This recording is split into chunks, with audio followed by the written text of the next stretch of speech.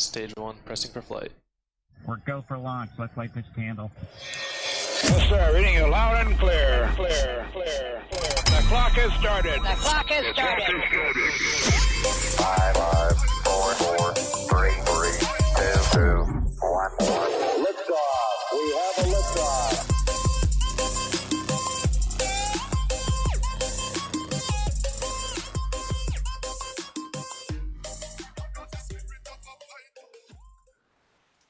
Welcome to Pressing for Flight, live from the Space Coast, where ULA has just proven that every once in a while the schedule holds perfectly. Yes.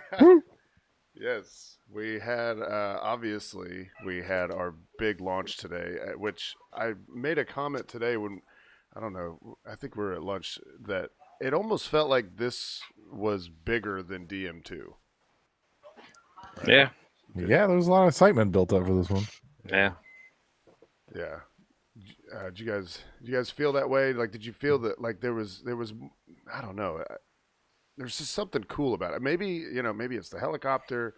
Maybe it's just rover. It's Mars. Everybody loves Mars. Yeah, Mars made it for me. Yeah. If it wasn't felt for like a Arnold, I bigger deal. wouldn't care about Mars. Do what? I. That was my best Arnold impression. Yeah. Yeah. Get your ass to Mars now. Wow. Do it now. Cohagen. Eyeballs popping out. You have to give these people air. Okay, yeah. So the summer of Mars culminated today. Which, man, it seemed like it was just yesterday that it was like, oh, cool.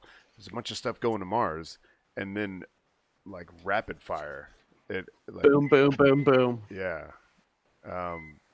So actually, and they all launched. Hi, Stephanie. We miss you too. Come back to work. Let's see. What did Harry say? I was nervous, but not as nervous as DM2. Well, yeah, of course.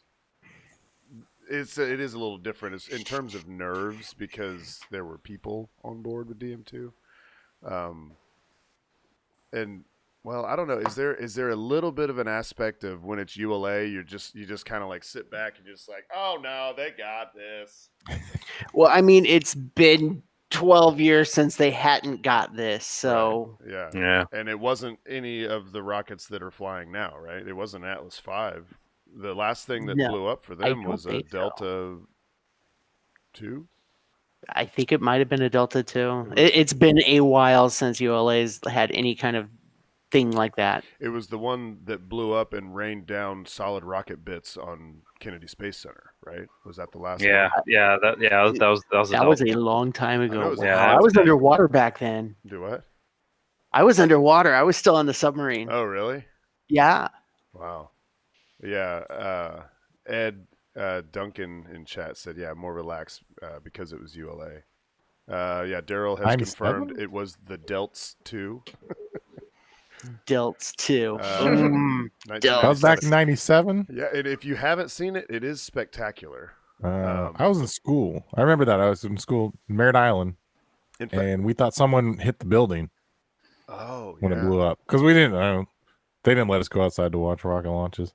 That thing blew up and it was pretty loud. Wow. Yeah. That's pretty awesome. Yeah, that's one I definitely would have liked to see. And there's a really good, I don't know if it's quite long enough to call it a documentary, but where they talk about it. And I feel like I've brought this up before. I don't know if it was on this show, but they have this guy that his truck was destroyed by it because of the solid rocket bits raining down. And he called up his insurance company to make a claim. And he said, yeah, my car is totaled. And, they said, well, what happened? He's like, well, it was destroyed by a rocket. And, they expressed some skepticism. And he said, well, just turn on the news. And she did. And he's like, see, I work there at Kennedy Space Center. And okay. Well, we'll just go ahead and have to cover this. File that under acts of God. We're not covering it. Yeah, right. Actually, that would be covered under tort law.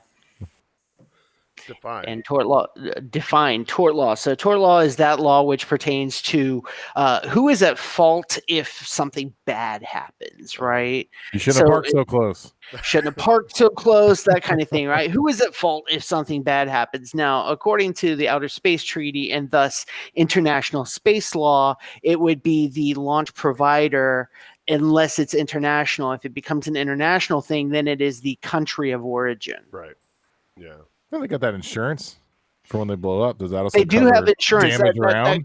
that does cover and that's the tort insurance that they have to take out. It's a massive policy that increases the price of launch substantially. It's like 5 or 10% of launch cost. Yeah. Yeah, it's like I pay extra for my shed and my insurance in case of a hurricane. Yep. Yeah. I'm sure that. Well, you live in Florida. You can live somewhere else where they don't have hurricanes. Well, yeah, insurance is probably cheaper. And insurance would be cheaper. And in some cases, you could say insurance exists because there's certain types of you can't get flood insurance here, right? Isn't that a thing? If you're not in a flood area, yeah.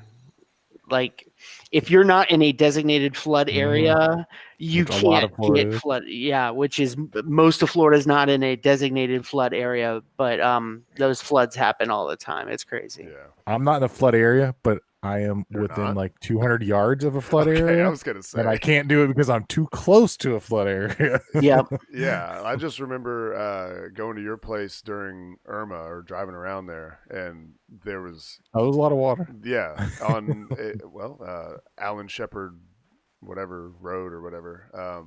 You had to drive real slow because your wake would run right up to those people's houses and go right up over their sandbags. So you had to really be careful and drive slow. That was like the main road. Then when you came over in my street, it was fine. Yeah. Like the ditches were full of water, but the road wasn't. It was just that one Allen Shepard Road gets flooded. There was just enough water to have walking catfish.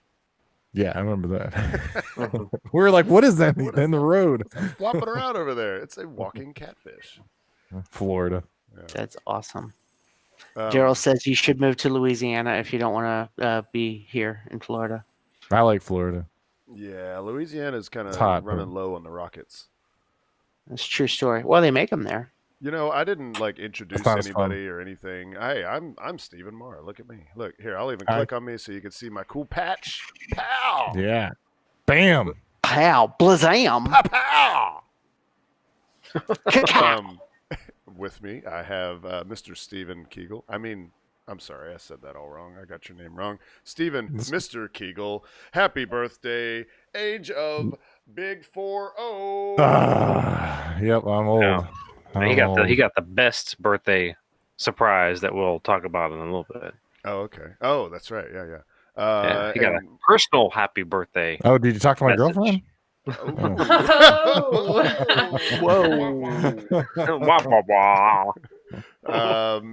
Mr. Jordan is muted now because he's laughing. Hey guys, how you doing? Matthew, Mr. Cutshaw. Yo. Bekah, Mr. Penland, where's your microphone? It's right here. It really is. You're just leaving it off camera just for that. No, it's really not. It's just a benefit of the real reason. She doesn't even use it. It's just there. It's like what is it? All right. Joke's gone. Hey. I was thinking like the mics that like David Letterman had. Always had that mic on there, but it would never really worked. Oh yeah, it didn't actually do anything. Yeah, it was just for display. Yeah. He always had some gags with that thing too, man. Okay, let's see. Is this all right? Yeah. So let's do talk about that. So the other day, you guys were having a little get together, a little place at the port called Gators. Mm-hmm. And take it away. Yeah, we were at Gators Dockside. I was actually running late because I was getting my shots of the worm. I didn't realize that Keagle and them were worm shots. I'm getting my workshops. Wow. Yeah, I was getting my workshop. I didn't know that they were at Gators already because I was. Well, I only messaged you a couple times, like, "Hey, we're on our way. Hey, where you at? Hey, are you alive?" That was my beef for not checking my phone. But we get to Gators and we're sitting there just having lunch, and all of a sudden I see this guy walk in and he has NASA logo on his shirt. And I'm like, oh, I just kind of look at him real quick, and I'm just like, oh, that's a pretty cool shirt. And I'm thinking maybe he's a fan. And then when I saw the Artemis logo on the front of his shirt, because he's wearing a polo, I was like, oh, well, couldn't find that was Jim Morhard. So I was like, okay. And then all of a sudden, Do you know what his position is? He's the deputy Administrator. Okay. Yeah, he's the deputy administrator for NASA. The vice administrator. Right. The vice president, yeah, basically, yeah. So we're sitting there chilling, and all of a sudden, and wearing the tan polo comes Jim Breinstein, and I just kind of look up and I recognize him instantly because Jim Breinstein's awesome. So I recognize him. I'm just like, and of course Keagle, that face exactly. Keagle and Kyle are still talking, and I'm banging on the table. I'm like, guys, Jim, and they continue to talk, and I'm just like, guys, Jim Breinstein, and they just continue to talk, and I'm like, guys, Jim Breinstein. I thought you were just messing around, bros. Yeah, listen up, bros. Yeah, I was like, guys, Jim Breinstein, and they start look. So they actually ended up coming and sitting next to the table right next to us, and so he looks and sees all of us staring at him, and then we're just like, hey, Jim. And he's just like, hey guys, how y'all doing and whatnot. So they, we're just like, oh, we're good. So they extend out. My girlfriend Emily called us out and said there's space nerds here for you. Yeah. Oh yeah. So they sit down and they start looking at all their menus and whatnot, and then like maybe 5 minutes later, they all get up, and Jim comes over to our table and he says, I just want to let y'all know that we're going over that table, but it's not because of y'all. And that was the opportunity. Was like, hey, can we get a picture? Yeah. And I was just like, hey, do you mind if we get a picture, man? We all love what you're doing with NASA. You mind if we get a picture? And he was like, yeah, okay. He was like, well, I'm gonna get a social distance selfie if that's okay with you. And we're like, okay. So he starts to take out his phone, and he was gonna take a selfie, or he was gonna take the picture, and then we're just like, wait, hold on, we're not going to see that picture. Yeah, so then you could see the wheels were turning, where he was just like, I brought his phone out. He's like, let me use somebody else's phone. So we're all looking at our phones, and I look at my phone. I'm like, well, my phone's a piece of crap. So Keagle, you got the new 11 Pro. Let's use your phone. So he ends up grabbing Keagle's phone, and I still haven't watched it. Epic. Yeah. Oh, Kyle. I saw him licking, Kyle's I saw him licking it a couple of times. Yeah, he was licking the phone afterwards. Yeah. And I was like, Keagle, what are you doing? He was like, I'm getting the germs. Kyle said that you missed the best part, that he said that y'all recognized him with his mask. Oh he was surprised. Yeah, such big nerds. He was just like, dang, y'all recognize me off like messing. Like, you don't know how deep we get. Yeah, Jim, you got the recognizable eyes, dog. Yeah. We're just like, you don't know how deep we get, man. No, he didn't tweet, but he just heard the story. Yeah. So from that, we ended up getting Jim Breinstein, ended up following me, Keagle, and Kyle. Yeah, he was there. And, I just realized who that was. And then Keagle got us. Jim Breinstein told him happy birthday. So yeah, they got followed by the NASA administrator. Yeah, Jim Breinstein, and a happy birthday. And a happy birthday. Yep. And I check it often. He's still following us. Yeah, I was gonna say, have you checked? Yeah, I'm still checking. I'm so jelly. I'm still checking. I hate all of you with a burning passion. Well, you think he has time to go through and follow people that he meets and then go back and unfollow them? No, he has his assistant that in like 6 months. Yeah. He might have a secretary or something that goes through. It's like, who's this person? And just like flicks you out. Just like barely even like she gets a napkin when she touches it, the unfollow button. She's like, I'm going Yeah, I mean, he doesn't follow very many people. You know what I mean? He's not like he's following a ton of people. So we feel very blessed and very lucky to be able to have that experience. And probably the other thing was cool is we're like, we won't post anything until you leave. Yeah. He's like, I appreciate that. Yeah. So maybe that's another thing. He was like, oh, they didn't call me out where I was at. Yeah. Exactly. The only person we're telling is Steve, and he's at work. He can't come here. Yeah. And then I don't know if y'all saw Steve-O's post, but he was like, "This is what my friends do when I'm at work." That was kind of a bummer. I mean, you know, I don't, you know, even if I see someone that I recognize it's famous or even partially famous, you know, I got to have a reason to strike up a conversation. I don't like to do the, oh my God, I'm a big fan. You know, it's just like, oh, well, that's them. And a lot of times it'll be like, I'm trying to think of something maybe that would be an interesting conversation. I don't want to just be a fanboy. You try to think of something that they haven't been asked 4,000 times before. Exactly. Yeah, you don't want to. Yeah. Right. But man, that is cool. And actually, the last thing I said to y'all was, you know, don't go asking him for pictures while he's eating, you know, causing a scene and stuff. And then the next thing I got was a photo of y'all with them. I'm like, ah! No, we got him before he ate. That was when they were tables. Well, first the plan was I said, wait until they're done ordering and the menus are gone, then go ask. Yeah. But then he came over. So well, yeah, the opportunity presented itself, and yeah, so that's so cool, man. I'm really glad you guys got to do that. And just so y'all want to know, I was watching. He ordered wings. Oh, what flavor? Yeah, he mowed down. I was about to say what flavor, bro. It looks like barbecue. Too far away. What kind of wing eater is he? Does he use his fingers or does he use he's like fingers. Wait, he's a real man. Does he stick the whole wing in his mouth and chomp the meat at I one didn't end? pay attention to that. Out One like of that? these numbers, you know. I had a chef teacher. He ate wings like that. He would shove the whole wing in his mouth and he would pull it out with no meat on it. Yeah. Ugh. Yeah, you can't do that because of the gristle or the cartilage comes with it. Nah. Yeah, nah. He was all about those wings, Chef Carl, man. Well, y'all think I'm Harry? crazy. It looked like he was just drinking water. I didn't see him with a Did he have a Mountain Mountain Dew? Well, it's is it Mountain Dew or Diet Mountain Dew? Maybe I'm thinking of my friend Dave that drinks Diet Mountain Dew. He's the only one in the whole country. Yeah. Dave's the only one who drinks Diet Mountain Dew. I rip my wings apart. I rip the meat off the bone typically because I don't like to have stuff all over my face. So there you go. I'm in that club too. Oh, really? Yep. Yeah. Rip it off. Rip the meat off. Dip it in the ranch. Pow. It's got to make a mess. Yeah. Okay. Well, there you go. Jimbo was hanging out at Gators. So if you want a good recommendation, there you go. Then the next day, Buzz was at Grills. Yeah, that's right. Yeah. But we didn't. Happening. You need to come to the port. Just hit up restaurant. Yeah. I was texting everybody. I was like, "Hey guys, Buzz is at Grills if anybody's free." Yeah. Right. Of course, that he probably didn't tweet that until he was already gone. Yeah, that's what I was thinking too. I was like, yeah, he probably bounced and then did that, or maybe like on his way out or something. Yeah. I believe he has a condo in Cocoa Beach somewhere. Oh, really? He does. He seen him teaches tweet. at FIU, right? Yeah, I've seen him tweet, and I can tell that it's the Cocoa Beach view from like at least 6 stories up. So he's the one somewhere. where he's always putting the American flag out. Yeah. Okay, that's not surprising. It's a nice area.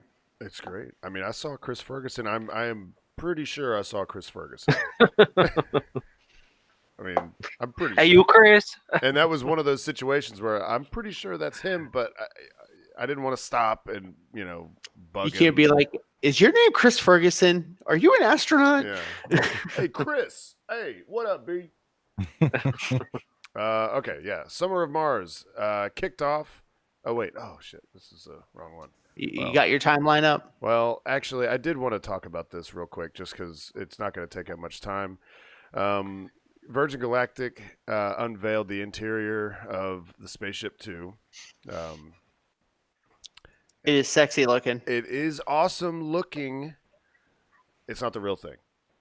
It is a render. I think everybody in the space community was expecting to see an actual interior with actual seats. And what we got was... I want to be able to see the stitches in the leather. Yeah. Right. So, so that's that. There you go. Summer of Mars started with the Hope mission. I'm pretty sure this happened since the last time we did a show, since we had Tony on the show, right? It did. Yeah. Tony was right before Hope.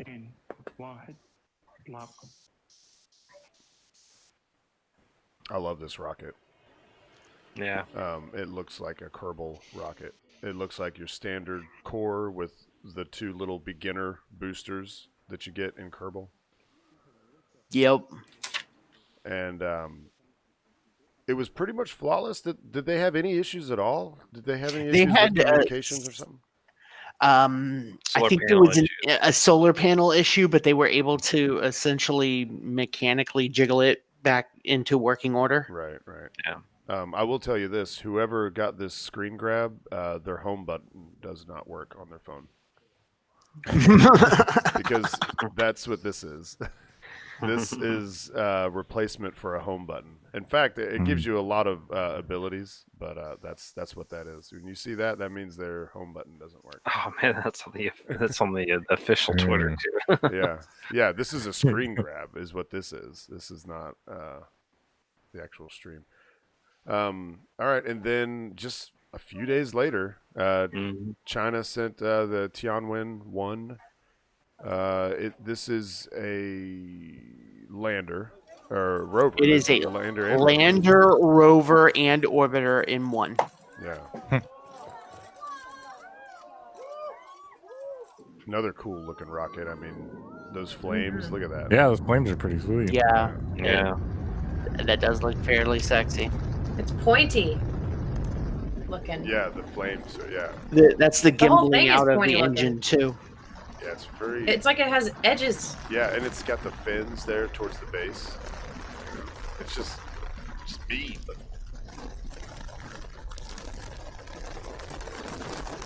And get some shots of the real camera of that.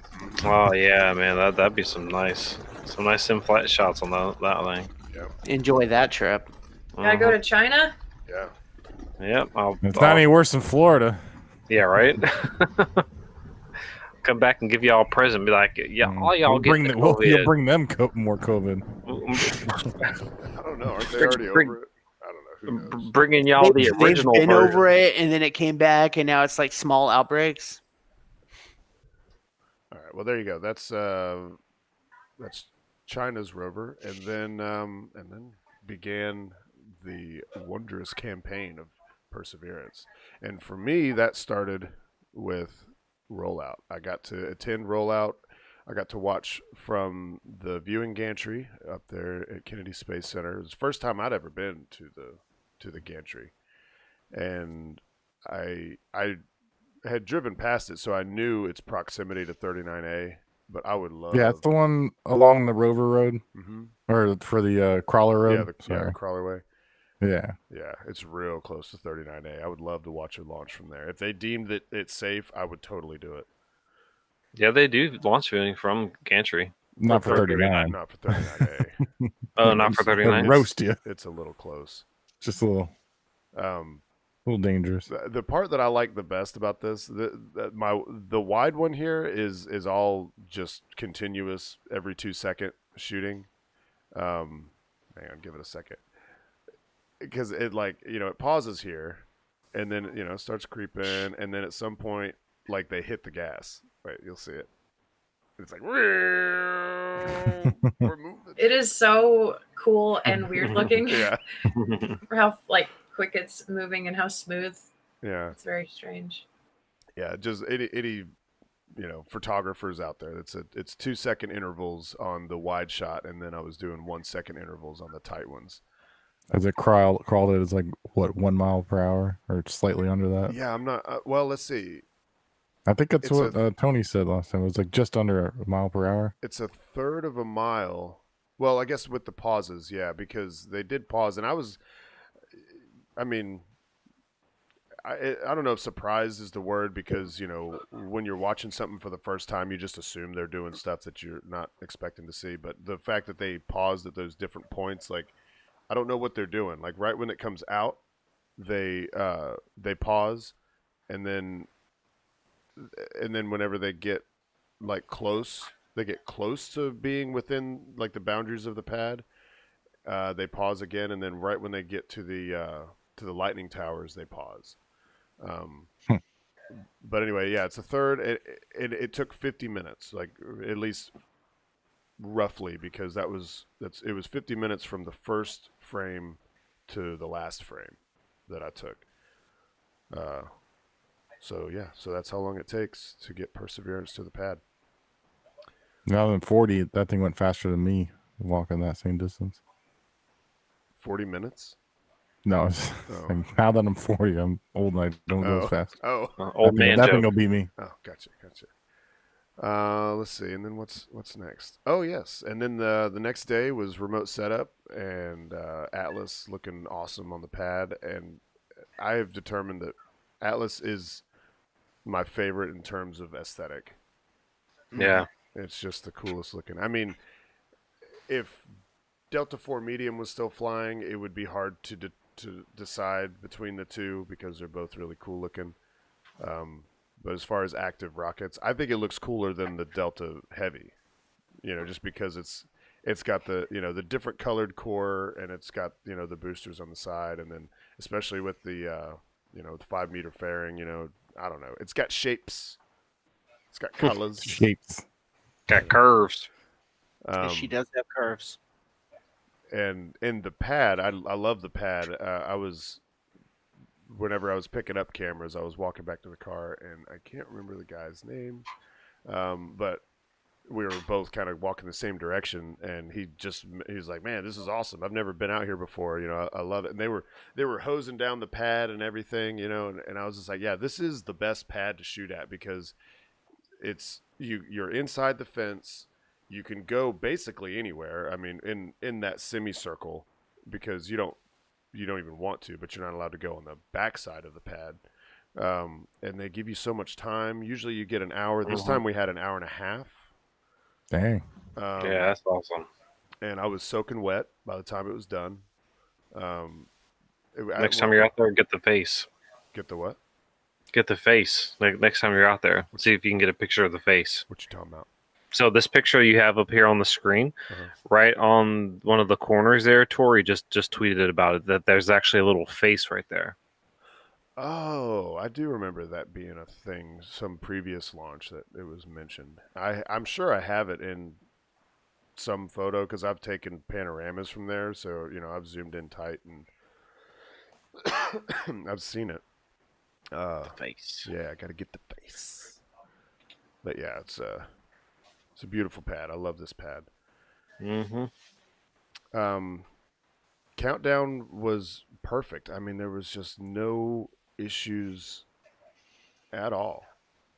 750, you always had to couch it with there's 2-hour launch window, so you just don't know. But man, it was just smooth sailing. Let's see. Is there? I want to make sure I don't forget anything. Oh yeah. Did you guys know that there are mosquitoes at launch pads? Mm-hmm. Yes. Little gnats.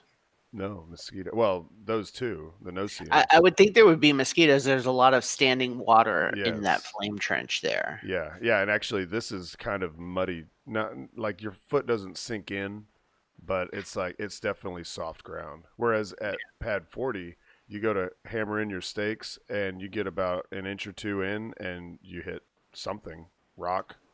I don't know if it's like old pavement or what, but every time It's probably old concrete. Yeah, every time I go to put my stakes in the ground at 40, it's like, why am I even using them? Because they just don't go very deep. Also, there's a lot of horse flies out on KFC area. KFC, yeah, they like chicken. Every time I go out there and like work, chicken. I always get bit by a horsefly. Really? At Yeah. KFC? Yeah, I'd KFC. stop going. KFC. Just go to Popeyes or something. It's too long of a line for their chicken sandwich. Yeah. What if you got a mosquito in one of your shots? Would that be as popular as a bird?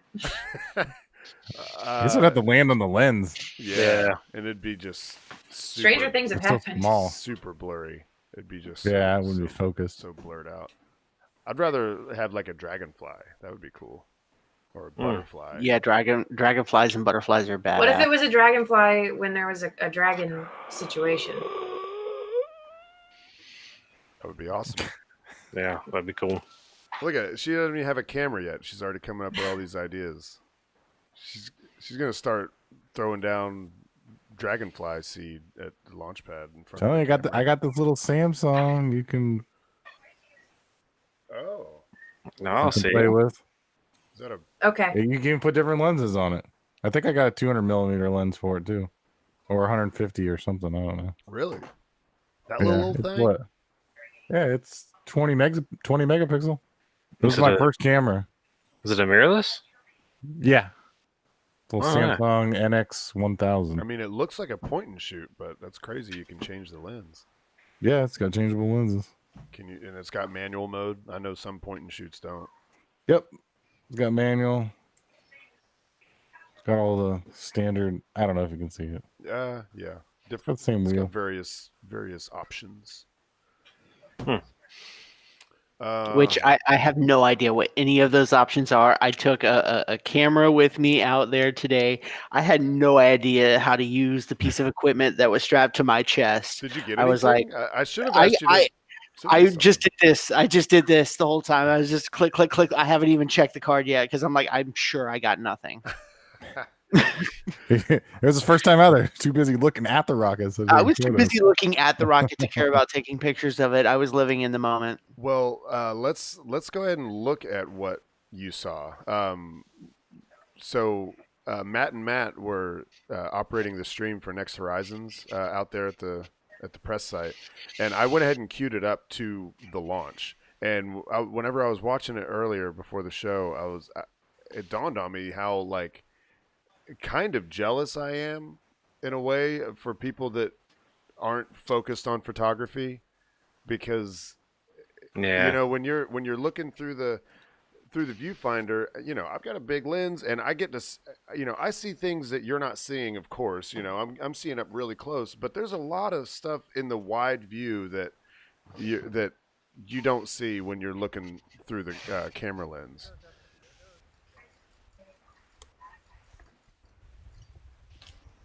And for anyone that listens just audio, it's going to take a minute for the sound to get here, but liftoff has occurred. Like, I love the way the plume looks. It ejects so fast and then it just kind of slows. And oh man. And Atlas is always in such a hurry. Yep. Bam. Especially when it's got the boosters on the side. Mm-hmm. Yeah, 4, you know, max is 5. 5 boosters, man, that really gets up and goes. Crackle.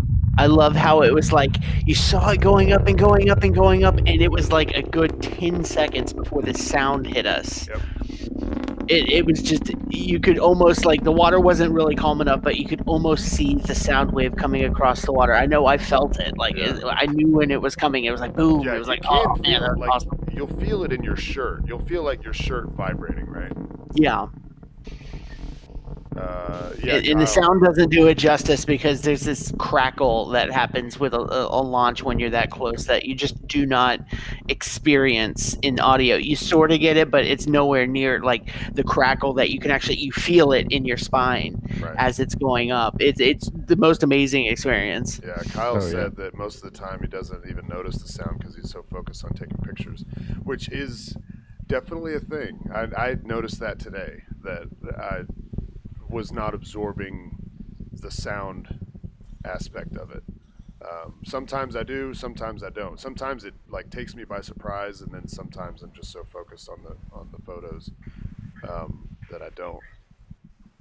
But it's such a cool scene to watch with your eyes. That's why every time I talk to anybody, and we all say the same thing to anybody that's never seen a launch before, put the camera away.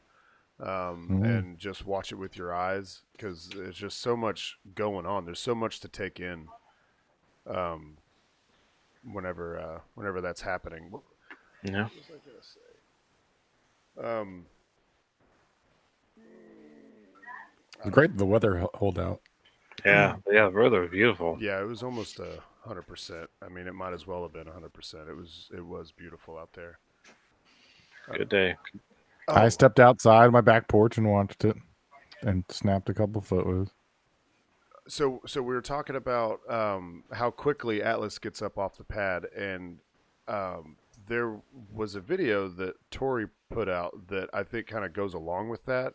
as far as like, because he was asked why do they need the 5-meter fairing when Perseverance could have fit inside the 4-meter fairing, like as far as just physical size. And I didn't even realize that. Somebody put that together. Apparently several people did, and he gave a great answer. So just more knowledge I didn't even realize I was curious about. And so let's hear him explain why. And I might need to get set up for a diagram. I don't know. Hi, this is Tori. I'm standing here at Space Launch Complex 41, home of the mighty Atlas. Behind me is the giant Atlas 541, the one we like to call the Dominator, our second most powerful Atlas that is poised to lift the Mars 2020 Perseverance spacecraft all the way out to Mars. I'm here also underneath our brand new Vulcan liquid oxygen tank, and I'm in front of our upgraded water system because Vulcan will be so much more powerful that it needs even more acoustic water suppression. And I'm here to answer one of the most common questions we're seeing right now on social media is, why does this tiny little spacecraft, it's a metric ton class, it's not that large, why is it underneath our giant largest fairing in the 5-meter configuration? And the answer is speed. With this tiny spacecraft, we still need a lot of energy to reach out all the way to Mars. We've got to accelerate this spacecraft to over 26,000 miles per hour. And to do that, we need the 4 solids.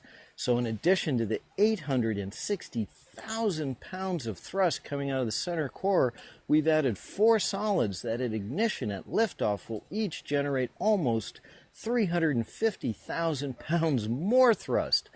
2.3 million pounds total underneath a small spacecraft. And so with all of that acceleration and all of those G-loads, the ultra-thin, high-performance balloon tanks of the Centaur can't withstand that G-force. And so we use the 5-meter fairing because it has a structure incorporated into it to support the spacecraft and take those loads out and around the Centaur and attach them back into the rocket. So it's all about speed. Oh, cool. Speed. It's all about speed. Okay, so let me quickly click some things. Let's see. You're gonna see my clickety clack. You're gonna see my sound meter. Oh, how embarrassing. All right, so let me see if I can't see if I understand it actually. Okay, so you have you got little the little capsule here. Wow, that's terrible. Okay, this is intended to look like the heat shield, because the heat shield's like pointing up. Wow, that's so bad. No, it's great. And then okay, so you've got the fairing around it, and now it kind of is.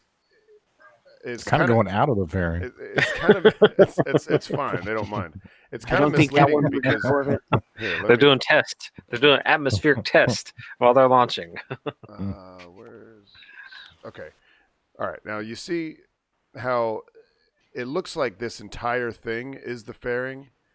Well, the engine, the second stage engine, is actually here, and then it tapers back down. And then there's the interstage, and then the nozzle is inside there, right? Someone correct me. Now a hot dog with legs. No, it's the Swedish chef. Okay. So actually, only this top part is the actual fairing. So Perseverance is sitting up here, kind of by where the Mars 2020 logo is. All right. And if they were to use the smaller, God, that's so bad. Here, let's undo. No, you can't undo that perfection you just drew.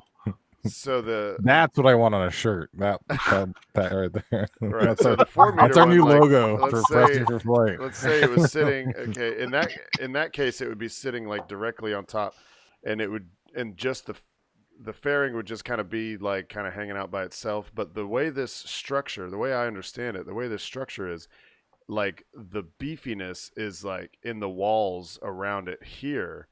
And he's saying that there's these like balloon tanks he mentioned in here, and they would like get crushed, and it would be something.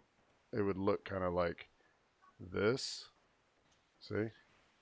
It would have the Sad sad face on it. Right. So that's what it would look like if it wasn't so. Right before it blows up, it's got a sad face. Right. Because they're going up so fast that it could possibly crush some of the structure of the Centaur upper stage, right? And so the 5 meter fairing configuration, this is the only part that's like the fairing that's going to fall away, but this part here, well, I should use my diagram.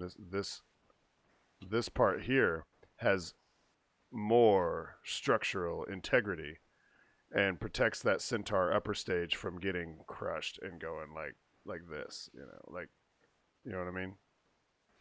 So before you did that whole diagram looked like a person wearing a dinosaur costume that doesn't have the head on. Yeah, head poking out through the mouth there. Exactly. They got the head undone because they need to get some air real quick. That's exactly what it looks like. This is my favorite. I don't think it's a coincidence that my favorite diagram is. You need to click undo 2 times, and then someone needs to screen cap that so we can make the T-shirt. Yeah. Well, and because of this, we're able to produce something that looks more like this. Mm-hmm. Yay! Smiley face. That's good. That's good for rockets. Science. This is science. Science. Whoops. There. What's my next letter here? Got it. There. Come on, you can do it. There you go.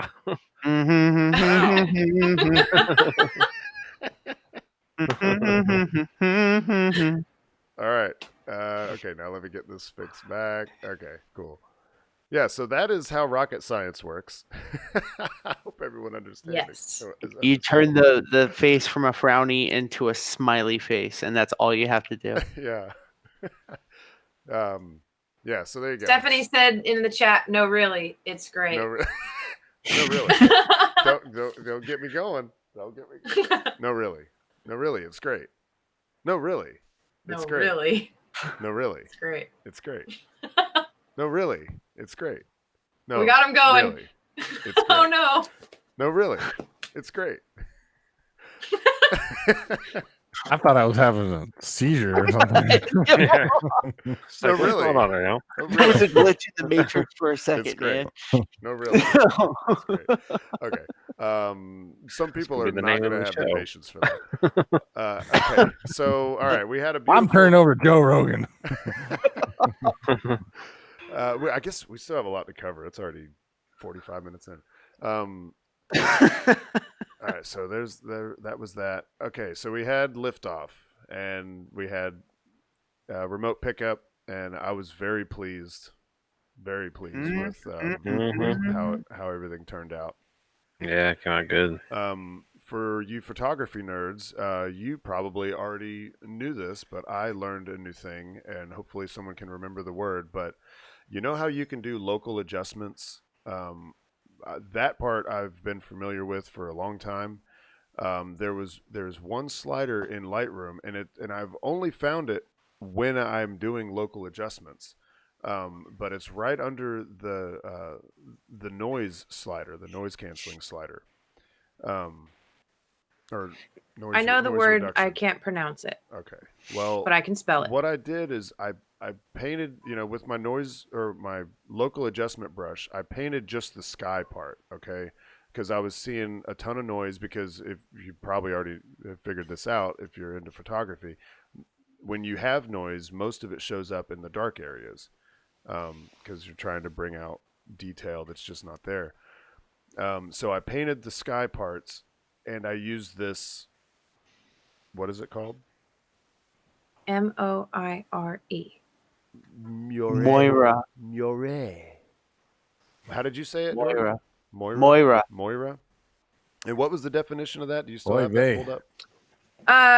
No, but I can remember it. I think it was when there is something that has a weird pattern, wavy lines.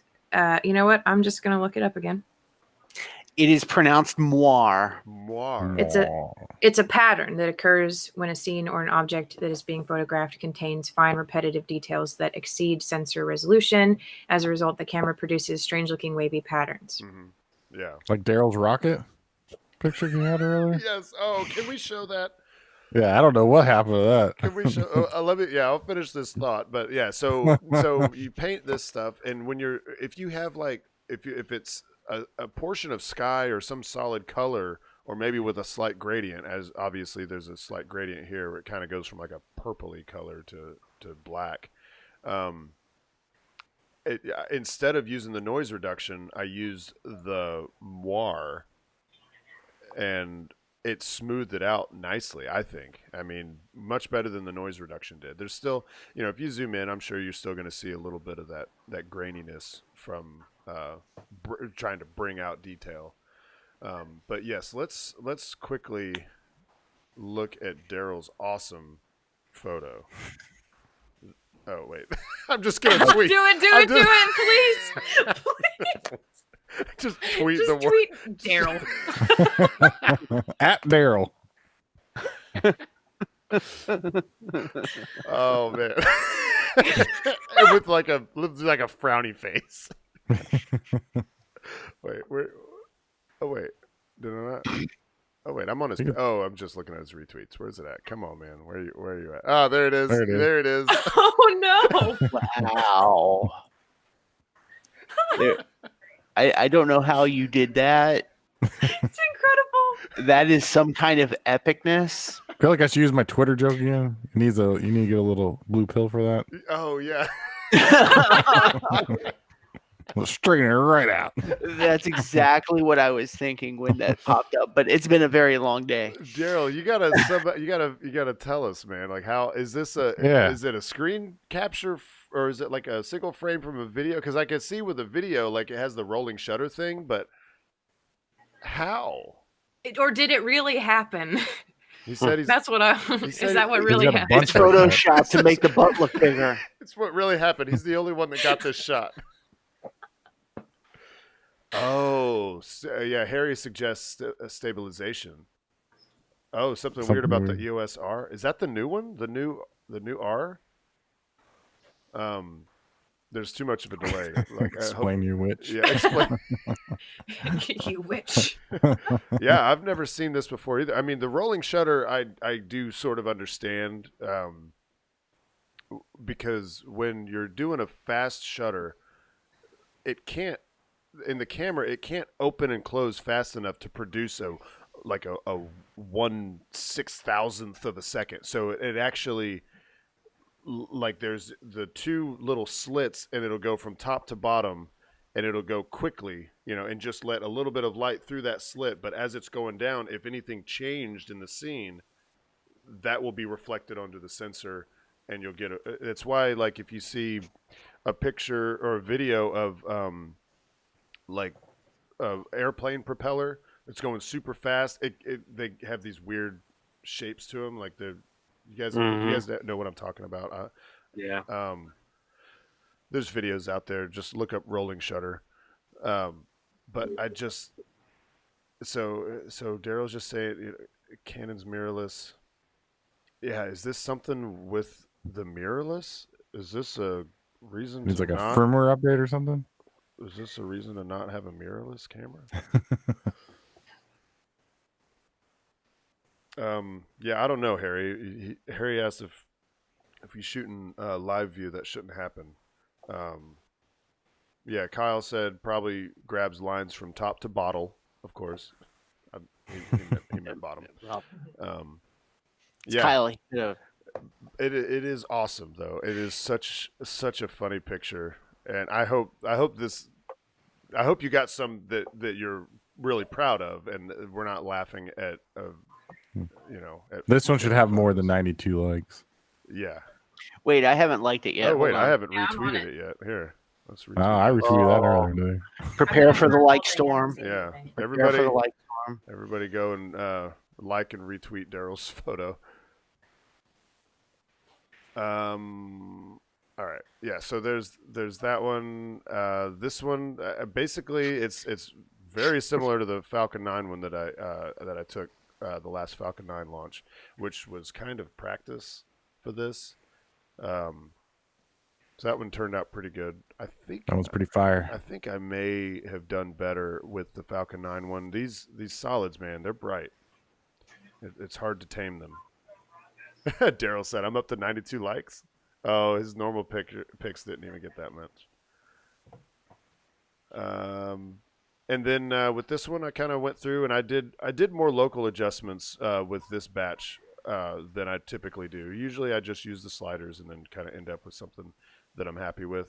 But this one, I went ahead and I went through and I did some local adjustments on the plume, some local adjustments down here on the grassy area and the palm trees a little bit, and I went and I just the sunny side of the rocket. I just a little bit, and then I turned the highlights up just a touch, just to bring that sunlight out a little bit more. And then this one. This is actually, I didn't even realize it till I was done editing it, is not the one that I posted initially. I ended up picking a different frame for this one because I like the way that there was a little bit more contrast in the plume, and I just like the way that it framed it up better. The only thing that I wish was that these dumb lights weren't there. There's this like light pole here. Lighting. Yeah, it would be great if that wasn't there. What's the thing on the right that looks like a rawhide shoe? The dog thing. The thing that looks like the lightning tower? What is that thing? The lightning tower. Yeah, that's one of the lightning towers. Yeah, No. there's 4 of them. Attention, I guess. Yeah, Are they always there? yeah. Yep. Yeah, every launch pad has them. 40 and 41 have 4. 39A just has the 1. It's on top of the crew access tower. But yeah, they gotta have them because, well, for obvious reasons, you don't want your rocket get struck by lightning. Somebody, I don't remember who, took a picture from where the lightning cables go to the ground and put his camera in. Eric Kuna. Okay, I couldn't remember who it was. I don't know how Eric feels about showing his photos on here or whatever, but Yeah. you guys should. I think he'd be cool with it. I'm pretty sure he would, but you should definitely go and look at Eric Kuna. I think he actually posted it under Supercluster, but he also retweeted it. So if you go to his profile, you'll see it. Yeah, it's great. He said that he'd been trying for that shot for a long time. Yeah, it was pretty neat. Yeah, I liked it. Yeah, the symmetry associated with it. And then Matt got his shot. He got a nice one. One thing I love seeing the plume, like the way that there's some parts of it that just look like clouds, and then there's parts that are like misty. It's kind of like what you see in actual like rain clouds, when you see them off in the distance, you'll see a big cloud and then you'll see like parts of it look like they're raining. It just, it's a real thing. Like I don't remember who I was talking to about it, but, oh no, I do. It was Adam Bernstein. And, we were talking about like when you're editing the photo, you're like, is that real? Is that motion blur? It's really there. I think that it's such a violent ordeal that some of the water is steam and vapor, and then some of it is like recondensing into water droplets. And basically, it's like a tiny little rainstorm that's happening right there. Yeah, and into the Florida humidity is going to be the temperature. All that stuff's going to interact. What do you think, Matt? This is your photo. Yeah, I think it came out good, man. Like, man, it's all right. What is full of energy? What are the lines? What are those? That's the lightning cables. Yeah. Lightning towers and How cables. are they just okay through all of this? It goes right through the metals. Big Yeah. square for it to go right on through. Yeah, it's like a target. It's better than getting hit by lightning. Yeah. Mm-hmm. Yeah, it's like if one of these towers gets hit, then it sort of distributes the electricity through all of them so that nothing gets damaged. And then goes straight to the ground. Mm-hmm. So the It cables- also suppresses static Corey's that builds up in the area as well. It's like, Yahoo! I'm sorry, Matt, Jordan. What? I'm sorry. Harry's Someone needs a Photoshop. It also suppresses static buildup in the area. Ah. Mm. So it works like if you're into electronics at all, it works like an ESD station. This is just a really large ESD station. I don't know what that is, but it makes sense. I hadn't heard of that before. And maybe I could be totally wrong then about it redistributing the electricity in the case of a lightning strike. Well, it does. It's like you get a twofold by the way they lay these lines. You get twofold. The lightning strike you get because the actual towers are taller than the rocket itself, and the lightning's gonna take the path of least resistance. Right. And then you get the suppression from the way they lay these lines. You do get static suppression in the area that essentially keeps the whole pad grounded. See, the first time I ever saw this was, I first started getting into this stuff, and it was noticing it on a probably a SpaceX webcast, and because 40 has the 4 towers and has the same basic setup as far as the lightning towers go, and my first thought was like, well, what if they miss that hole?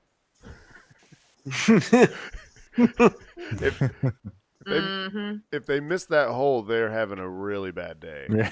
It's going off the ocean or going to the VAB. Yeah. So that's not really a concern, in terms of, they're not gonna like just kind of scrape those cables and get by. The solid rocket booster is not just gonna kind of catch one of these cables and that's gonna be what causes a bad day. Hasn't yet. No, those cables are probably 200 yards away from the rocket itself. Yeah. What you don't get from a lot of these photos, because these are wide angles, and when you're shooting a wide angle photo, it tends to shrink everything in. And this is huge. I mean, these towers are monstrous. Yeah. Oh, yeah, that's 18 millimeter right there. So it kind of goes to show you. Remind me, B1058 after this. And then Bekah, I think she did not tweet her best photo. I think that this is her best photo right here. She sent it to me tonight as we were getting ready for the show. That's a good one. Yeah. That's a great picture. I really like this. Thank you. Yeah. Well, you were saying you weren't sure about having the foreground in focus, the background, right? Yes. I was trying to get you to take it away. Oh, yeah. I thought you were just going to continue. I took a couple pictures from a couple different perspectives, and I posted one that I thought was the best that I could do, basically. And I really liked this one more, but I was concerned that the rocket, it's not the thing that's in focus, and even especially when it's blown up too, I still have that feeling. But I really do like that little plant there on the left, and I like that it looks like it's coming right out of some plants. The rocket. Yeah. Too. Yeah. We grow rockets here on the Space Coast.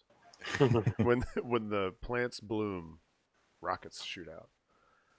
No, I think it's good. I think the takeaway from it would have been to include more stuff in focus in the foreground. Like like get closer to another batch of stuff. I was gonna say put more plants there. Put some more. You got any potted plants? Just bring them out. Stop by Home Depot. Just go pick up that lady that's down there and bring her closer. Hey, get over here. But yeah, no, I think it's great because that's how you get started, because you start like playing with different ideas. Like there's a lot of times when I'm taking some photo and I'll have something in the foreground, something far off in the distance, and I'll take two. I'll do one where the foreground is out of focus, and then one where the background is out of focus, and then I have time to decide later on which one I prefer. I kind of did the same thing too, and what I eventually decided was that the plants look better in focus than not in focus, and the rocket looks really cool either way. Right. So because the thing is you're not gonna have a super clear, detailed photo of the rocket with this focal length anyway. Sorry, I'm burping over here. So I think it works great, because you're not looking at this photo and trying to see the detail on the Mars 2020 detail on the fairing or anything like that.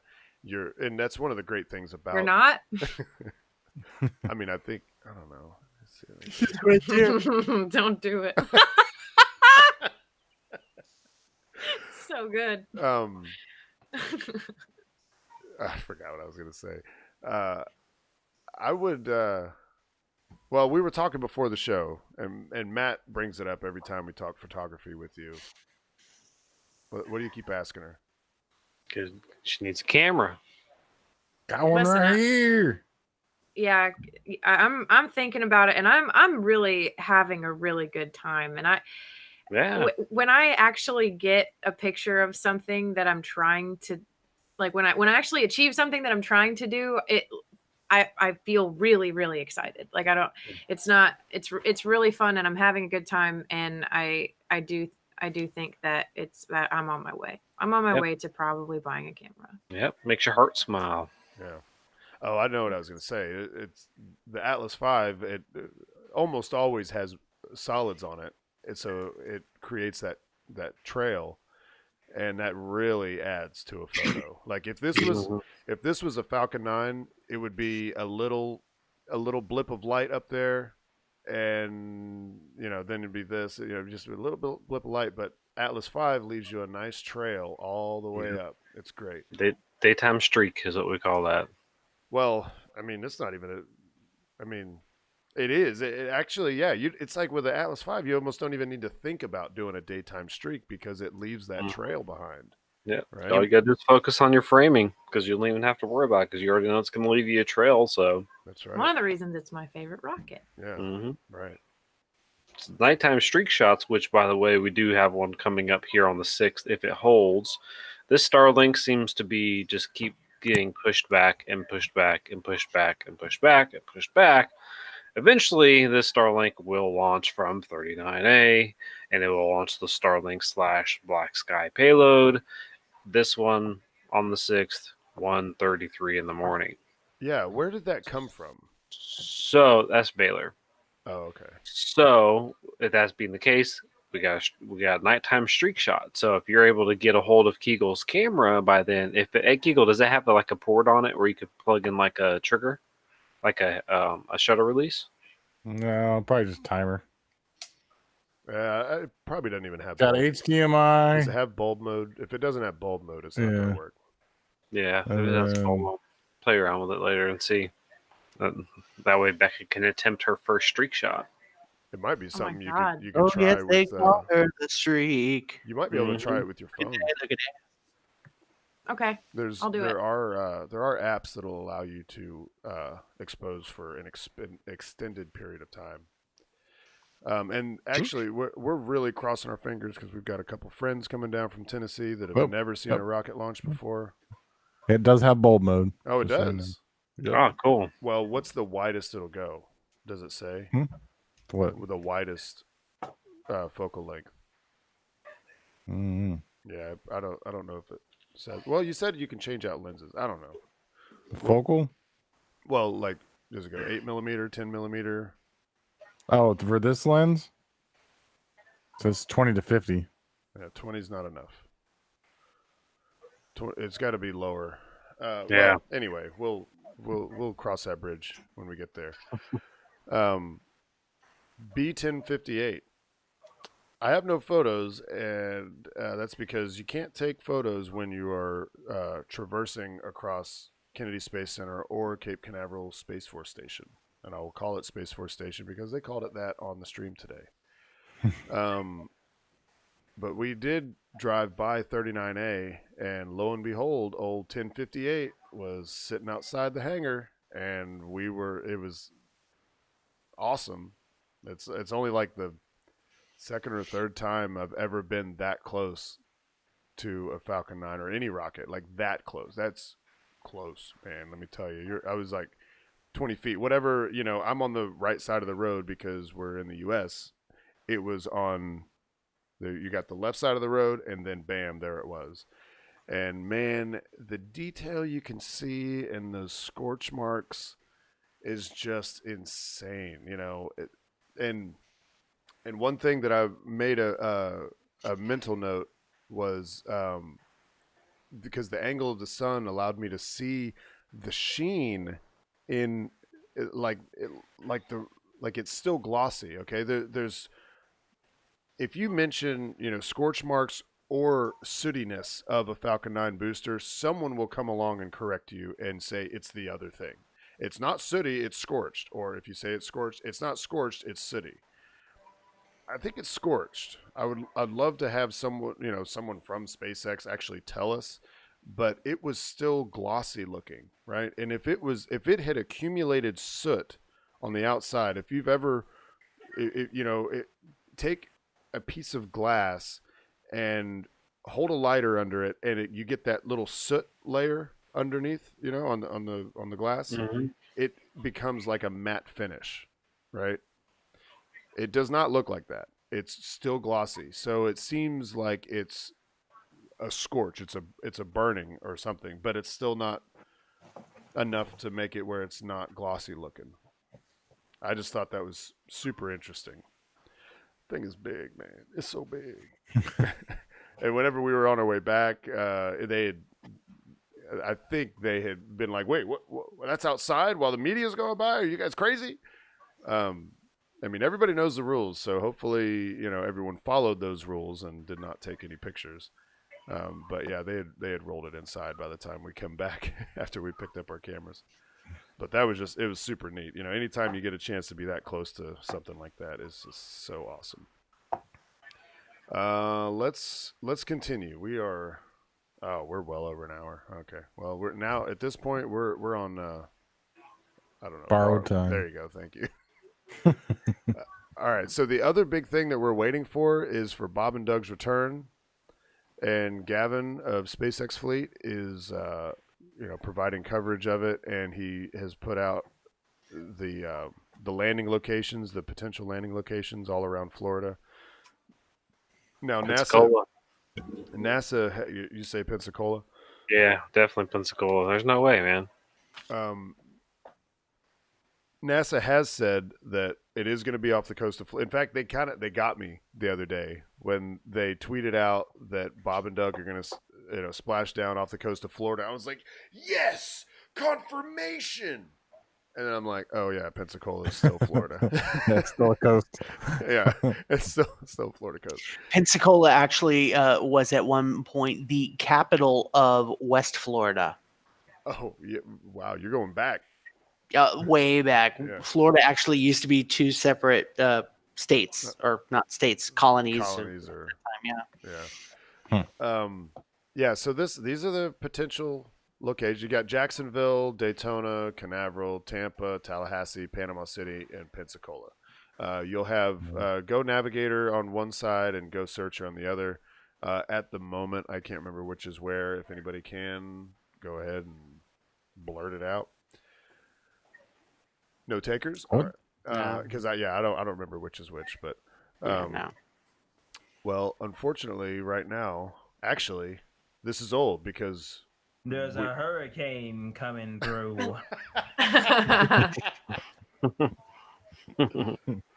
Just give it to us one more time. There's a hurricane coming through. Yeah. So the way this storm is tracking, it's going to be off the East Coast. So like Matt's saying, it's not coming. They're not unless they delay. We have no hope, because look at where it's at 2 a.m. on Sunday and 2 p.m. on Sunday. It's directly off the coast of Cape Canaveral. Yeah. Could be some rough seas out there. Thank you, Kyle. Kyle said Go Navigator is over at Pensacola. Okay, so that's your answer. So Go Searcher is the one that's still here. They're Who's both driving to the other side of the state? Not me. Yeah. Why not? Somebody. Well, because you probably won't see anything anyway, because it's going to splash down so far off the coast, and they have said that got a boat. That the only time that that they're going to not take the helicopter is when they splash down here. Anywhere else they splash down, they're gonna put them in the helicopter and fly them home. This is the only place that's close enough where they would just ride the boat in. In fact, there is a nice video that this was during the press conference about the splashdown, and I thought it'd be interesting. It's got a lot of good info in it. Especially their weather constraints about it. Probably the one that may be the most challenging is wind. The wind speed can't be any greater than 15 feet per second or about 10 miles an hour. So this is to protect how the vehicle actually lands in the water and how the water will come up and surround the vehicle at touchdown.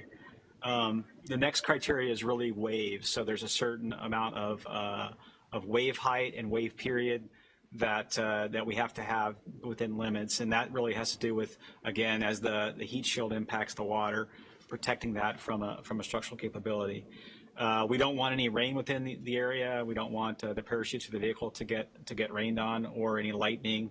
And then we have also some criteria. As Benji said, depending on the landing site, the way that the crew gets back to shore actually is via helicopter. And there's some criteria also for having the helicopter be able to land on the ship, in terms of the motion of the deck in the water, and then obviously visibility and things like that for the helicopter. So those are the constraints. And again, what we really are trying to do is set ourselves up to have these constraints be met prior to undock at 2 sites. So we're really looking for 2 sites for undock. And then we can take that down to the wire relative to undock. And of course, we can also decide, if the weather is looking bad, that, hey, we're not even going to try to undock that day. If this hurricane, tropical cyclone moves in and to the area and really has bad weather across multiple sites for multiple days, then the beauty of this vehicle is we can stay docked to the space station. We've worked with Kenny Todd and Joel Montalbano, and they understand it's a test flight and it may take a little while to get off. We'll just stay there and we'll wait for the weather to clear. So. Yeah, so that's like a pretty good information dump right there. One of the interesting things is wind has to be less than 10 miles an hour. Yeah, it's pretty low. And parachutes. Do what? It's for the parachutes. That's actually an operational constraint on the parachute, in the way that the spacecraft actually is hitting the water, because it has to hit at a certain angle, right? Yeah, you don't want it to be skidding across the top of the water. Yeah, no. Right. There were some people in comments, on Twitter and whatnot, implying that maybe in future Dragon missions, those constraints will be raised a little more. And I saw someone that they mentioned, well, maybe this is why SpaceX is trying to move away from parachutes with Starship, because also I thought it was interesting. We don't want the parachutes to get wet until splashdown, and then they're going to get soaked. You don't want to fly through a hurricane, yeah, or fall through one. And of course, there's the option, if they determine that the weather is just not good, they can stay on the space station, obviously, for a few more days. I mean, hurricanes. That's what I hope. Yeah, me too. Let it pass. Because hurricanes, they don't really stick around all that long. Once they're I mean, unless it's like that rare soaker hurricane that we have, and we've had them in the past. There's been, I believe, Jean was a soaker. She just sat off the coast and for just like almost 2 days. It was like 2 days of her just spinning off the coast of Cape Canaveral. It was crazy. Yeah. Oh yeah, man. I was like, dang, dude. It's like, go away already. Right. So that's what we're looking at. Of course, we all have our fingers crossed. Our assumptions could be wrong, or my assumptions could be totally wrong. That like, I'm picturing, if they do splash down off the coast of Cape Canaveral, then Bob and Doug are going to ride the boat in, and they'll be out on the deck waving at everybody. I mean, how awesome would it be? Bring out your posters. Welcome them home. Because there's no other port that they're going to return to where they're going to be able to even get that sort of a welcome home. Everywhere else, which he mentioned, how did he put it? 2 sites. So we're really looking for. Oh, that was another part that one of the constraints is they need two potential recovery sites to meet those constraints. Let's see, where's the visibility and things like that for the helicopter. So to land on the ship, there's some criteria also. Depending on the landing site, the way that the crew gets back to shore actually is via helicopter. Okay, yeah. Depending on the landing site, they get back by helicopter. And I think what he means because they NASA put out a press release or a blog post or whatever a few days back where they mentioned that Cape Canaveral is the only place where they won't take the helicopter back. So basically it's more likely that they will be riding the helicopter back. They'd have to splash down here to ride the boat back. Yeah. So there you go. So cross your fingers, we want to see it. I mean, now if it's Pensacola, then, that's up there kind of close to Daryl, and he might be able to hit that on his way home. What do you say, Daryl? You gonna try to catch this? What's up, Moon Man? Watching during the break on night shift. Who you on night shift? Saying hi from SpaceX family. You work for SpaceX, Moon Man? Guess so. Well, that's cool. We, try to get approval from your higher ups to come and tell us about things that we're wondering about. About all the secrets. The soot and the soot versus the scorch. We want to know about the soot versus the scorch. Okay, so next thing is Kyle was out there while rollout was going on. Kyle was out there getting pictures of Pegasus. So Pegasus has arrived at Kennedy, and actually I saw it today after remote pickup, and man, is big. It's so big. Of course, you have to fit an SLS core in there. Here, look at this shot. This is Kyle posted a bunch of photos that day. This is my favorite one. I love it. The wide angle with the drawbridge. It's beautiful. Great job, Kyle. Yeah. And what was it delivering? This right here. This is what it was delivering. Maybe there's some other hardware or whatever that it was delivering, but this was the main thing. And this is it's sort of like the inner stage between the core stage and the upper stage. Because the core stage is this big fat tank, and it tapers down to a smaller upper stage. And so this is that part that tapers down. Because right in this building back here in the VAB, they are constructing the first SLS rocket. They have the solids there.